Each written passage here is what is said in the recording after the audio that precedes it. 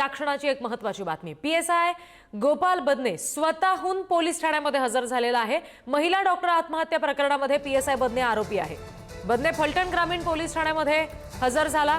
ही दृश्य आपण त्याची पाहतोय। सो प्रशांत बनकर दुसरा आरोपी आहे, ज्याचं नाव सुसाइड नोटमध्ये या महिला डॉक्टरने आपल्या हातावर लिहिलेलं होतं आत्महत्या करताना।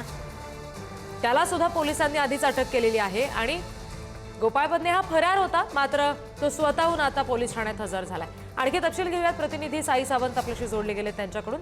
साई, आणखी काय या संदर्भातले तपशील आहेत? नक्कीच रिद्धी, डॉक्टर महिला आत्महत्या प्रकरणी जो मुख्य आरोपी आहे गोपाल बदने, तो काल रात्री 11 वाजता स्वतःहून फलटण ग्रामीण पोलीस स्टेशनमध्ये हजर झालेला आहे। रात्री उशिरा त्याचं मेडिकल चेकअप देखील करून पुन्हा फलटण शहर पोलीस स्टेशनला त्याला ठेवण्यात आलेलं आहे आणि आज आता थोड्याच वेळात देखील त्याला कोर्टामध्ये देखील दाखल करण्यात येणार आहे। नेमकं कोर्ट किती दिवसाची त्याला पोलीस कोठडी देते हे देखील पाहणं महत्वाचं आहे। दुसऱ्या बाजूला बघायला गेलं तर आजच नेमकं फलटणमध्ये देखील मुख्यमंत्र्यांची सभा देखील पार पडत आहे। या सभेमध्ये देखील मुख्यमंत्री याविषयी काय बोलतात हे देखील पाहणं आता महत्वाचं आहे। आणि जी दुसरा जो आरोपी होता प्रशांत बनकर, त्याला देखील 4 दिवसांची पोलीस कोठडी देण्यात आलेली आहे।